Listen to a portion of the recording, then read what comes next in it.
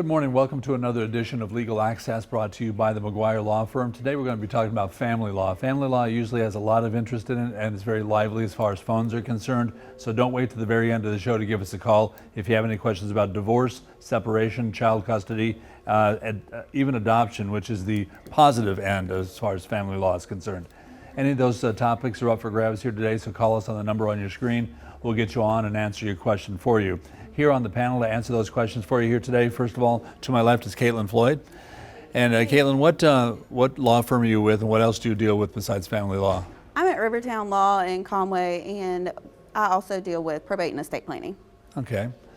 And also Amy Raffalt is here as well. As Amy, I know we've had you here before, but what firm are you with and what else do you work with? I have my own private practice in Myrtle Beach, and I handle personal injury and appeals, as well as family law. All right, and to your left we have Randy Mullins. And Randy, what do you work with pretty much everything, but what else do you? Quite a few things, Dave. We do personal injury, we do family law. I don't do any workers' comp. I send those to Mr. McGuire. And my partner does HOA and complex litigation. So a lot of stuff to potentially cover here today, but like I said, our main topic is family law. So again, divorce, separation, custody, even adoption. So if you have any kind of questions in those lines, again, the phone number's on your screen. Call us here today. 848-8080 is the phone number. Don't forget the area code. We'll get you in here as well. Now, a lot of people have had questions over the years as far as grandparents are concerned. I know you probably get some questions about those either just casually or in business, but do grandparents have any right as far as being able to see their kids or grandkids rather, once their kids get divorced? I'm gonna let Randy take that one. Yeah, I've had a little experience in that. I was in two of the cases, Camburn versus Smith and Vasquez versus Cottle. Yes, grandparents do have rights if the parent is absent because the parents died, for example, and they had a good relationship, but they have to show an established relationship with the children, an impediment because of death or absence of a parent, and compelling circumstances to get to do that. So, unless they're alleging the parent's unfit. Right. If it's unfit, well, give us some examples of unfit, Caitlin, that you can think of right off the top of your head. If a parent has mental health issues or alcoholism, drug issues, those type things, then their parent could get custody, could have their visitation rights, anything along those lines. Now, we've seen commercials where people are doing wills online and stuff like that. I know you probably don't like that, but however, I mean, as far as children are concerned, does that need to be delineated in wills in advance so that they're taken care of, whether it's grandparents or some other family member? You do need to put in your will who you want to keep your children, but like if the other parent's alive, they're gonna get priority. Now, it would give the grandparent a reason to come in and say, hey, they wanted them to stay with me because of this issue. Right. It gives them a better leg to stand on, but it doesn't necessarily mean that they'll get it. We're talking about family law here today. The phone number is on your screen. Call us here at 843-848-8080. Divorce, separation, adoption, custody, whatever your questions are about, we can handle them all here today. Aaron is with us already in Myrtle Beach. Hi, Aaron. Thanks for calling in. What's your question for the panel today? Good morning. I have a question in reference to two grandchildren that I am not allowed to see due to a fallout with my son. Do I have any rights?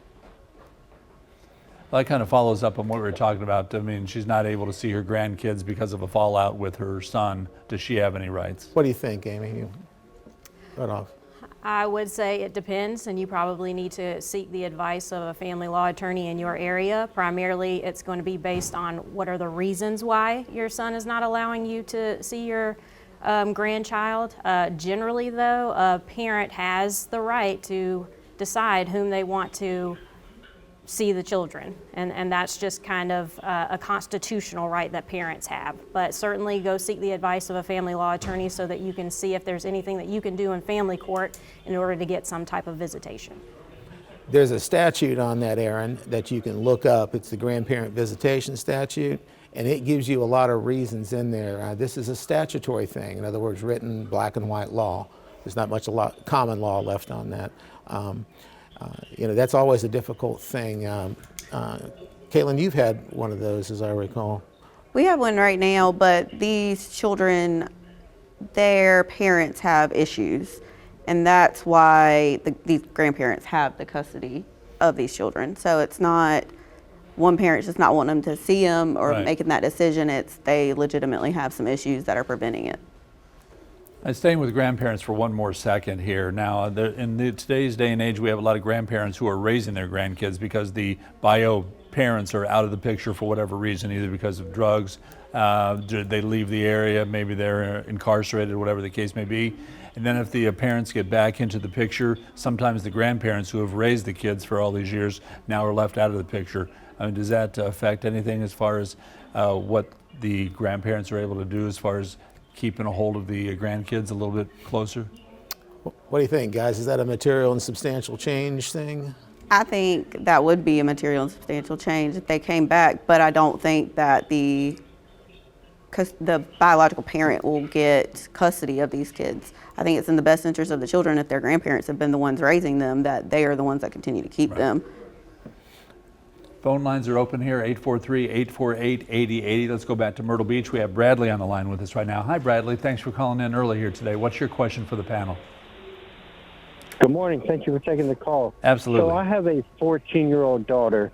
Was with her mother for 15 years. We just split recently. We were never married, never have been in front of a judge for court papers. In South Carolina, I'm told that she, by default, has legal custody. The daughter has been staying at a friend's house for the last 2 months. It's on record that the mother has not made contact with the adult that my child is staying with in the entire 2 months. She has now offered $1. The mother has just basically let her move out and neglected her. I want to take her home with me. Legal aid is not helping. Father's place is not helping. Family court said basically just get a lawyer. The Horry County Police aren't mandating that the child leave with me. So my question is, what is the best process for me to take? That's a statute, isn't it? Ladies, as I recall, Bradley, and I'm sure Amy can expound on this a little further, by statute, the mother of a child born out of wedlock has custody automatically. But if you are on the birth certificate, which is real important, that shows automatically that you're the father. If not, what would you think? File an action for paternity and seek custody of the child? Maybe, what's called an ex parte order. In other words, this is an emergency. You got a 14-year-old living somewhere that you don't know who's in control. Yeah. What do you think, Amy? I would agree. I believe that you need to file an action in court in order to get your rights established, number one, since the authorities are telling you that they can't do anything for you. You're going to need a family court order in order to get your daughter. And Bradley, good for you to try to step in and do all the right things. So keep up the good fight. All right, tell you what, we're going to take a quick little break here right now. When we get back, we'll be happy to take your calls as well. Family law is our topic here today as we're talking about divorce, separation, custody, adoption, all the things that go into family law. Give us a call. The number's on your screen. We'll be happy to talk to you. Coming back in just a second here. It's Legal Access brought to you by the McGuire Law Firm.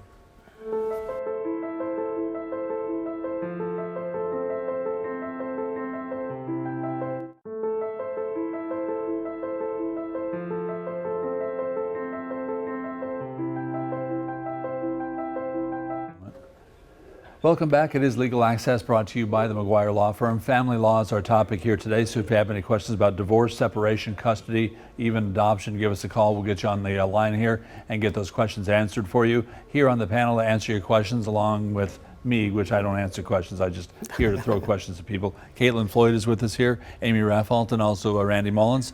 Make sure and give us a call. The number's on your screen. Let's go ahead and talk about divorce for a second. Get away from grandparents, I guess. Now, if you're separated in the state of South Carolina, do you need a separation agreement, or would you suggest a separation agreement so that things go smoothly? I would suggest a separation agreement because it allows you guys to have rules in place in the midst of everything. If you guys have any issues, there's also ways to kind of handle everything. It kind of takes a lot of the conflict out of it, in my opinion.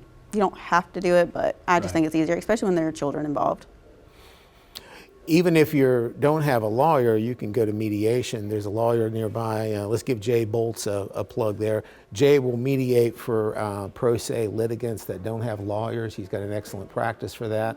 So you don't have to, absolutely have to run out and hire a lawyer if the situation isn't adverse. But if you are separated and you don't have grounds, somebody's got to move Right. out before you can start the case. Well, I mean, some of the grounds as far as divorce is concerned in South Carolina that you don't have to wait for a year would be adultery. So if you have a separation and you actually end up spending the night with somebody, then has that already put you over the line so the divorce is doable right now rather than having to wait for a full year? What do you think, Amy? What about the interlocutory period? There's still a requirement that you have to wait 90 days from the time of filing the complaint, even in an adultery, habitual drunkenness, or physical cruelty situation, which are all the at-fault grounds for divorce. So you're still going to have a time period where you have to wait, and almost always there's other issues that are in play besides just the divorce itself, so you're probably going to be litigating for longer than you think. Our phone number is on the screen if you'd like to give us a call. We're talking about family law here today. We've got Kathy on the line from Myrtle Beach. Hi, Kathy. Thanks for calling in today. What's your question for the panel? Yes, sir. This is more of a grandparent question.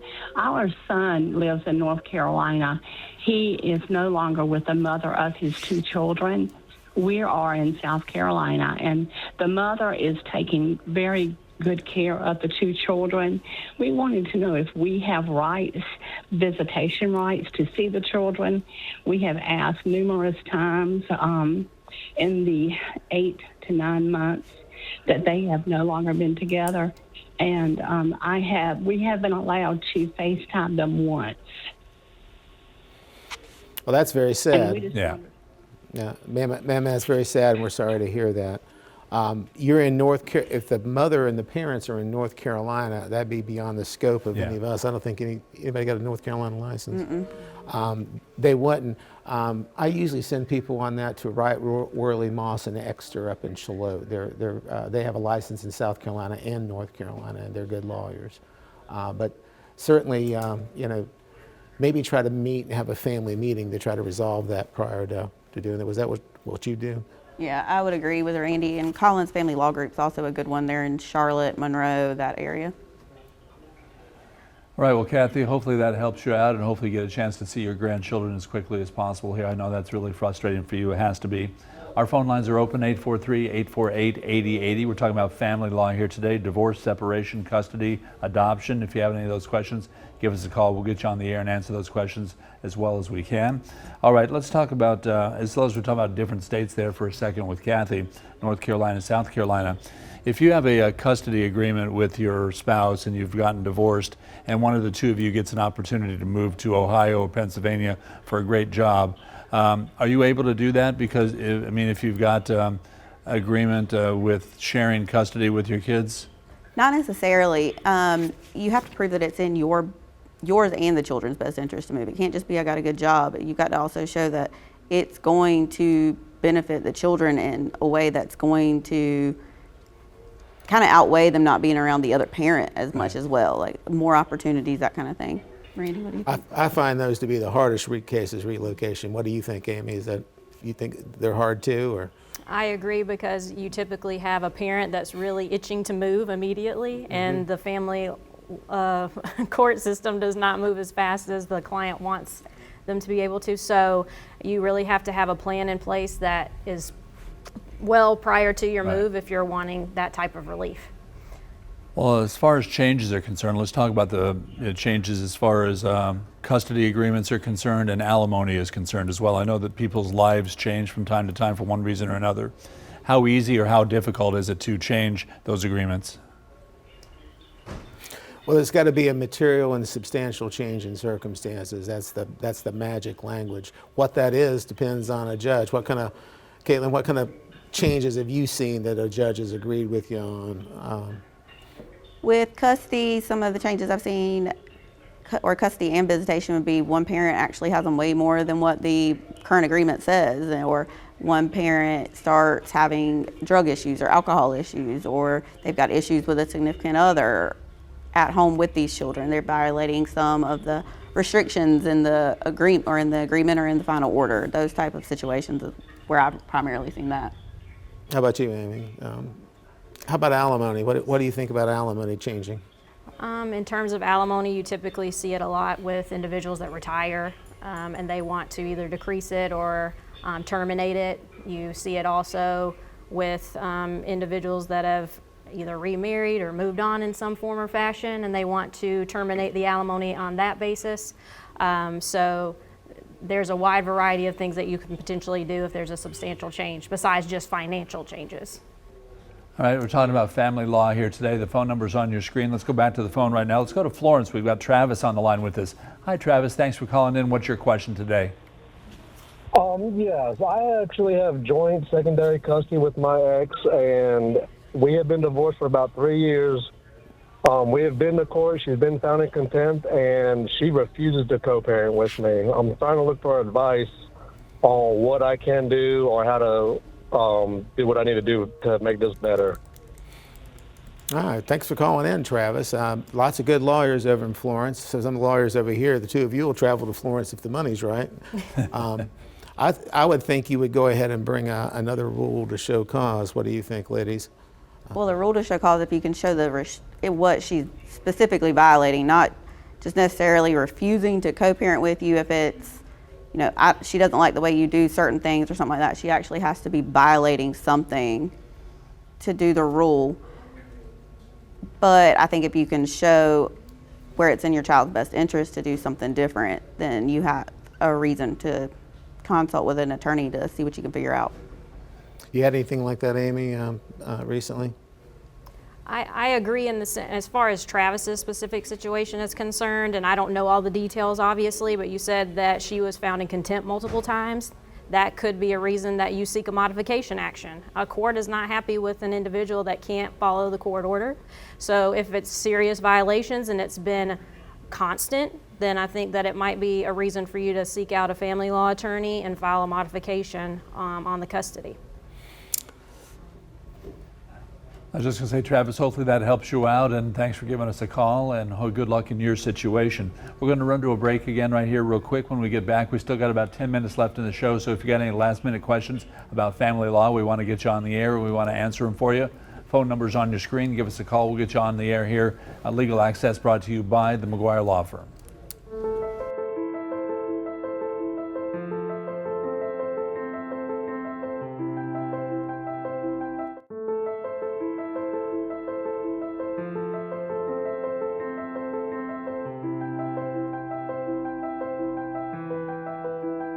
It's Legal Access brought to you by the McGuire Law Firm. Family law is our topic here today. I want to thank our panelists for answering all the great questions we've had. Caitlin Floyd, Amy Raffalt, and also Randy Mullins. I'm Dave Priest, but that's not important. What's important is the phone numbers on your screen. Call us and we'll get you on the air. Got about 7 minutes left in the show, so we'd love to hear from you and get you on. Now, we mentioned mediation way early in the show. Now, as mediation, you probably don't have numbers in front of you, but what percentage of divorce proceedings get settled with mediation before actually having to go into court? Well, my mediation magazine that I review every month, yes, there's a magazine for that and an app. Mediation's moving about 45% of cases, give or take. My average, I think I've mediated for both of you. Mm-hmm. My average is a little bit better than that. I've got a bone to pick about mediation. So you're above average is what you're saying? A little bit. I don't understand why people come to mediation and you're the plaintiff, you're the moving party. Why do you not have an offer when you walk in? Why does it take 2 hours to get an offer? So preparation is the key there. What do y'all think? Am I being too unreasonable here? I always feel like in mediation, I like when the defendant brings the offer first. I just feel like if I'm the plaintiff's attorney and we've put everything out there, where we are, what we stand, what we're wanting, I want to see what you got to say first before I throw something out there. How about you? You think that's too unreasonable to do that, or? I think both parties need to have an idea of what they would ideally like and be prepared to present an offer moving forward to get the mediation to a place where you're not stuck with one party saying you need to give an offer first or you need to give an offer first. There just needs to be some movement on the part of both parties. All right. Now, I was just going to say, I know you guys spent years and years and lots of money to go to law school, but did you guys realize that once you started doing what you're doing right now, that you needed psychology training as well to be able to handle people in mediations and when they come in for divorce? No, not at all. That this wasn't on the curriculum.